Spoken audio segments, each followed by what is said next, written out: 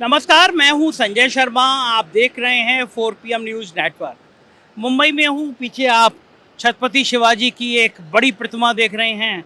ये एयरपोर्ट के बाहर लगी हुई है। मुंबई में चुनाव प्रचार खत्म हो गया।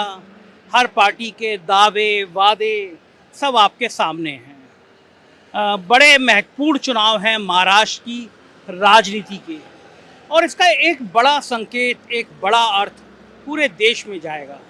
दरअसल महाराष्ट्र का चुनाव इम्पोर्टेंट इसलिए भी है कि महाराष्ट्र को देश की आर्थिक राजधानी कहा जाता है। बहुत पैसे का यहाँ पे जोर रहता है, और देश में जितने करोड़पति अरबपति हैं उसमें सबसे ज़्यादा तेज़ी से बढ़ने वाले लोगों की संख्या महाराष्ट्र में। लेकिन इतने पैसे वाले राज्य में बहुत मूलभूत समस्याएं भी हैं। समस्या ये है कि जहाँ एक और पैसे का इतना ज़्यादा प्रवाह है, वहाँ पर किसानों की आत्महत्या करने की खबरें लगातार बढ़ती जा रही हैं। यहाँ का चुनाव आर्थिक विकास के मुद्दों पर, लोगों के बेरोजगारी पर, महंगाई पर फोकस ना करके हिंदू बनाम मुसलमान के एंगल पर लड़ने की कोशिश बहुत तेज की गई। बटोगे तो कटोगे, बटोगे तो बर्बाद हो जाओगे, इस तरह की राजनीति, इस तरह की बातें करने की बहुत कोशिश करी गई। उत्तर प्रदेश देश के सबसे बड़े मुखिया योगी आदित्यनाथ, सबसे बड़ा सूबा है उत्तर प्रदेश, उसके मुखिया हैं योगी आदित्यनाथ। उन्होंने यहाँ पे आके कटोगे बटोगे इस तरह की राजनीति शुरू करी, और उस राजनीति को प्रधानमंत्री नरेंद्र मोदी ने भी आगे बढ़ाया। लेकिन महाराष्ट्र के लोगों में एक बहुत बड़ी सिंपैथी उद्धव ठाकरे को लेकर दिखाई दी। लोगों को याद आया कि किस तरह एक चुनी हुई सरकार थी महाराष्ट्र में, उस सरकार को पैसे के दम पर तोड़ा गया।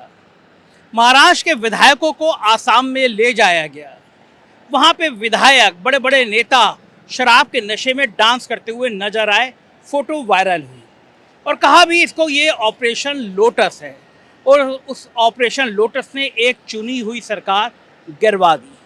महाराष्ट्र के लोगों में इस बात की बहुत नाराजगी है, इस बात को लेकर बहुत गुस्सा है कि एक चुनी हुई सरकार को, लोकतंत्र को किस तरह नेस्तनाबूद किया गया, वो महाराष्ट्र के लोगों के सामने है। लेकिन आज मैं ये जो वीडियो बोल रहा हूँ उसका मुख्य मकसद ये है कि मैंने महाराष्ट्र की कुछ अलग अलग सोसाइटी में जाकर बात करी, और एक सज्जन मेरे मित्र के, वो मित्र थे, उन्होंने जो कुछ कहा उसने मुझे आज ये वीडियो बोलने पर विवश कर दिया। मैंने कहा 20 तारीख को तो आप बड़ा बिजी रहेंगे।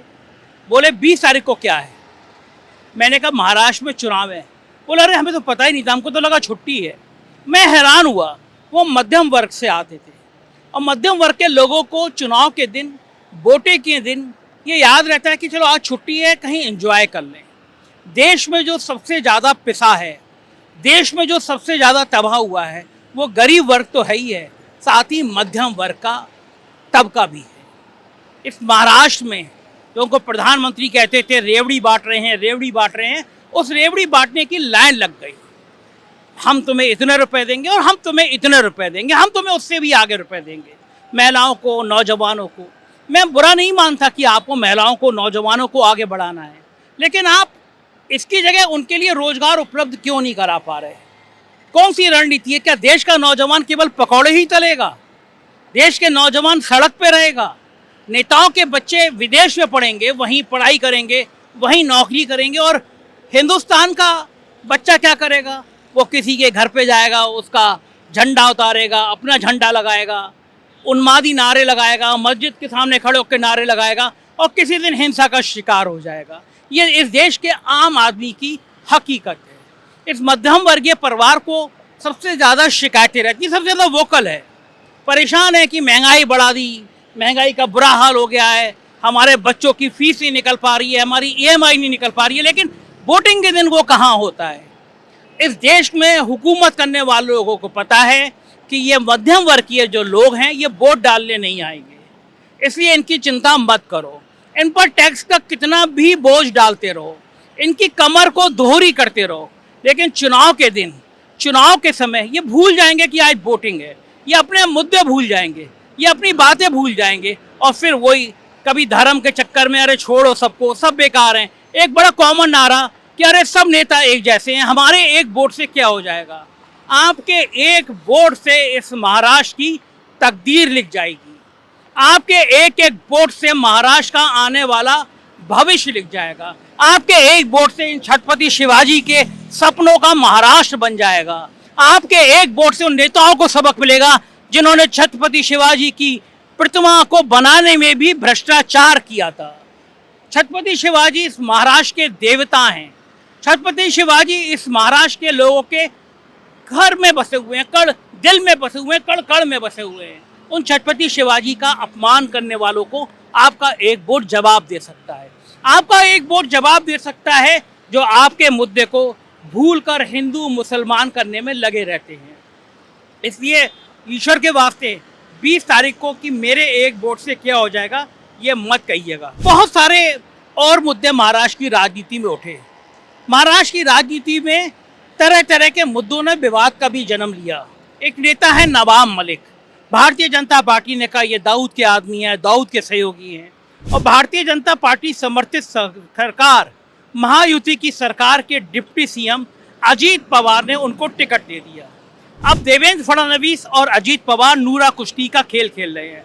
हम उनका प्रचार करने नहीं जाएंगे, देवेंद्र फडणवीस कह रहे हैं, क्योंकि वो आदमी ठीक नहीं है। अरे भैया, जब आदमी ठीक नहीं है तो तुम्हारे डिप्टी सीएम की पार्टी का कैंडिडेट क्यों है? तुमने अभी तक डिप्टी सीएम को क्यों नहीं हटाया?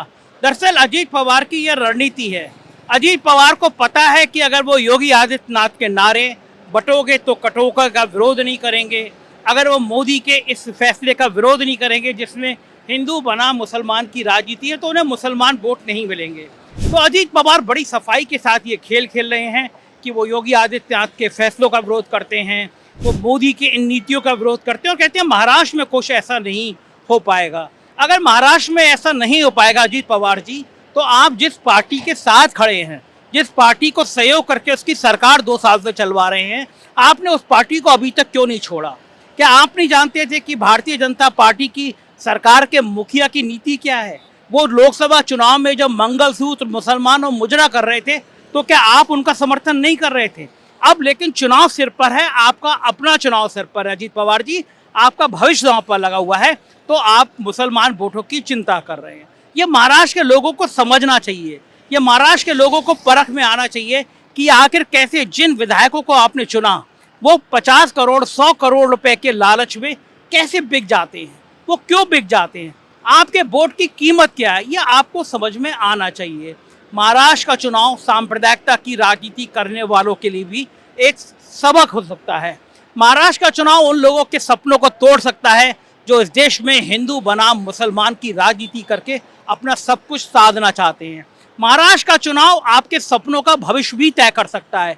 महाराष्ट्र का चुनाव ये तय करेगा कि इस देश की सोच क्या है, क्योंकि अगर महाराष्ट्र में सांप्रदायिकता की राजनीति करने वाले हारेंगे, अगर महाराष्ट्र में लोग बटोगे कटोगे के नारे लगाने वाले हारेंगे, तो इस देश में एक सोच विकसित होगी कि अब विकास की बातें होंगी, हिंसा की बातें नहीं होंगी। आपका एक वोट ये तय करेगा कि आखिर किसान आत्महत्या क्यों करे।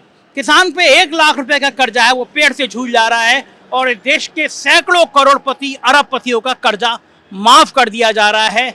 बताया नहीं जा रहा है कि कौन कौन से उद्योगपति करोड़पति का कर्जा माफ किया गया। तो आपका एक वोट महाराष्ट्र के भविष्य को बदलेगा। आपको जानकर हैरानी होगी कि बीएमसी का चुनाव कराया नहीं जा रहा है। 2 साल होने को आ गए। सबसे बड़ी पूंजी वाली संस्था है, कारपोरेशन है, जैसे आपका नगर पालिका है, नगर पंचायत, जैसे बीएमसी है, लेकिन बीएमसी का चुनाव सालों से कराया नहीं जा रहा, क्योंकि अगर बीएमसी हार गए तो महाराष्ट्र के चुनाव पर असर पड़ सकता था। ऐसी राजनीति की गई। कश्मीर और हरियाणा के साथ महाराष्ट्र का चुनाव नहीं कराया गया, क्योंकि यहाँ पे आपको महिलाओं को और नौजवान को जो पैसे बांटते थे वो योजना शुरू की नहीं की गई थी, तो चुनाव कैसे करा दिया जाता? जब तक योजना शुरू नहीं होगी फ़ायदा नहीं मिलेगा। आप सोचिए, ये मिडिल क्लास का पैसा है जो इस तरह की योजनाओं में खर्च किया जा रहा है, और मिडिल क्लास को क्या दिया जा रहा है? कुछ नहीं दिया जा रहा।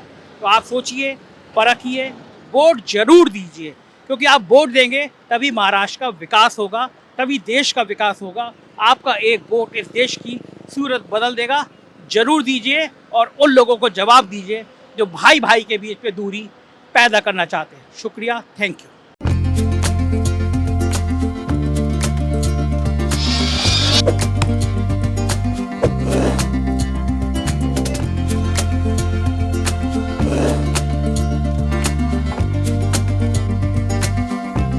है।